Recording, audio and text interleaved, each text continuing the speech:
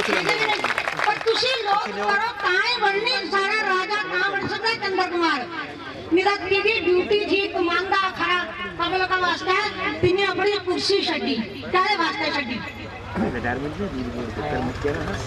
सारे दुनिया वास्ते छड्डी नहीं लागते सारे ते पानी मंगे ता मुसलाने तू जड़ा हाय में गाले वाला सी किथों लेना आउंदा है एक जाठंबर बिना दे थल्ला सूड़ा जंदे कन्नी ठीक है तो चंद्र कुमार बना आज सारा घर गलियां गलियां च पानी है असि गलियां पर जन्ने के में बाकिया तो हंसपाई मसियां हां तक छोटे मसियां सारे नाके मेर के बाहर आए हमने कुछ ही लेना सारे बेड़े च पानी होए कोई भी बोलदा बेड़े च पानी है पर असि कहने आज ना मिलगा कल मिलगा जरूर ठीक है तू यही गल है ये तो लेवल है।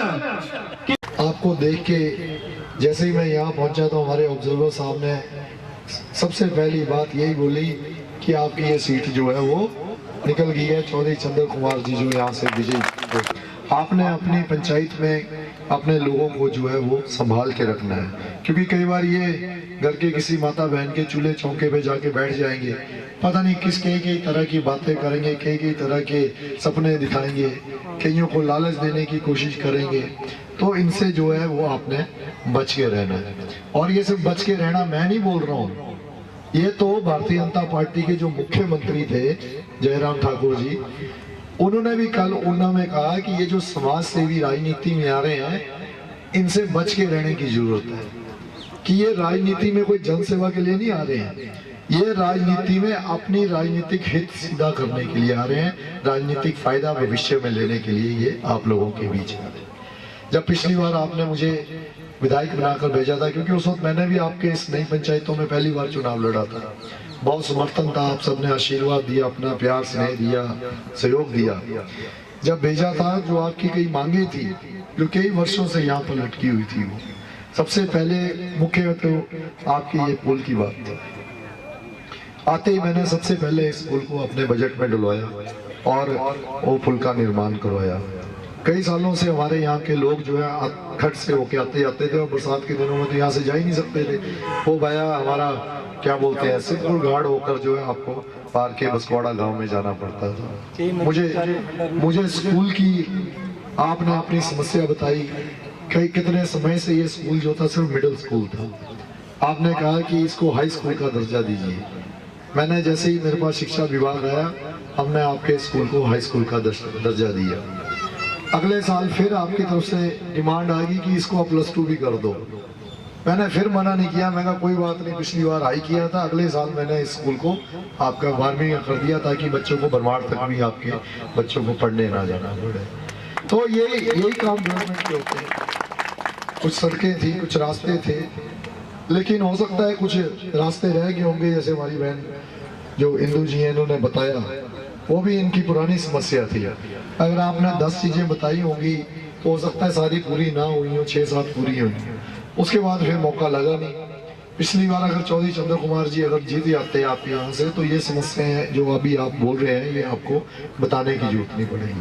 आपके मेरे ख्याल 2 वार्डों में 5 ट्यूबवेल हैं शायद, यहाँ पे कितने हैं? 5 है। आपके मेरा पंचायत में 2 वार्डों में 5 ट्यूबवेल है, लेकिन ये भारतीय जनता पार्टी के लोग जो है वो उनको कनेक्शन भी नहीं कर पाए, एक भी नहीं चला पाए। और वो सारे मेरे टाइम पे हमने वो सेंक्शन किए थे, बोर करवा दिए थे, सब कुछ कर दिया था, लेकिन इनको आगे वो जो है वो सप्लाई नहीं दे पाए। इसी वजह से जो स्थिति पहले थी कई गाँवों में, वहाँ पर अभी भी स्थिति वैसी है। लेकिन आपको घबराने की कोई जरूरत नहीं है, सिर्फ 1 महीने की बात और है। लगभग 12 तारीख को वोट डालेंगे और दिसंबर 8 तारीख को चुनाव का नतीजा घोषित हो जाएगा, और 15 या 20 तारीख से पहले आपके यहाँ पे कांग्रेस पार्टी की सरकार बन जाएगी। जो भी आपके रुके हुए काम हैं जो पिछले 5 सालों में नहीं हुए, वो सारे काम हम उसी तरीके से जो है वो उनको आगे बढ़ाएंगे, और जो सुविधा आपको मिलनी चाहिए वो सुविधा आपको पूरी पहुँचाएंगे। पलवान है चौधरी चंद्र कुमार, एक समाज सेवी पलवान है संजय गुलेरिया। चौधरी चंद्र कुमार जी से आप भलीभांति परिचित हैं। उन्होंने जो पहले काम किए क्योंकि ये इलाका तो चलो उनको पिछली बार मौका आपने देना था, आप लोगों ने तो खैर काफ़ी सहयोग किया, लेकिन कुछ इलाके हमारे ऐसे थे जिन्होंने सहयोग नहीं किया, वो विधायक नहीं बन पाए। वो तो पहली बार आपके विधायक बनने थे चौधरी चंद्र कुमार जी अपने विधानसभा के, ज्वाली के, गुलेर के तो वो रहे हैं, लेकिन नहीं बन पाए, वो कोई और विधायक बन गए। चौधरी चंद्र कुमार के द्वारा ही लगवाए गए नलकों से जो है वो पानी पी रहे हैं, उन्हीं के बनाए अस्पतालों में भारतीय जनता पार्टी के कार्यकर्ता हैं, वो जाके इलाज करवा रहे हैं। अब तो इन्हें वो सब चीजें दिखाई नहीं देती, और मुझे कहते हैं कि नीरज भारती ने तो कुछ नहीं किया। हमने कोशिश की, बच्चों को बैठने की जगह नहीं होती थी, करोड़ 1.5 करोड़ रुपए हमने कई स्कूलों को दिया, यानी कि जगह के हिसाब से। अगर जगह कम है तो 50 लाख दिया होगा, जगह ज्यादा है तो 1.5 करोड़ दिया होगा, करोड़ दिया होगा, 1.25 करोड़ दिया होगा, लेकिन इन लोगों को वो चीजें नजर नहीं आती। आज अपने आप को जो समाज सेवी कह रहे हैं, ये बोलते हैं कि इनको अब ज्वाली के विकास के सपने आ रहे हैं, यहाँ के अस्पतालों के सपने आ रहे हैं, यहाँ की सड़कों। पिछली भारतीय जनता पार्टी की सरकार में 3 साल जो था वाइस चेयरमैन था ये जो अभी भाजपा का प्रत्याशी है, और वाइस चेयरमैन होना सरकार में मतलब कि सीधे सीधे आप सरकार का हिस्सा थे, यानी कि ये सरकार का हिस्सा था।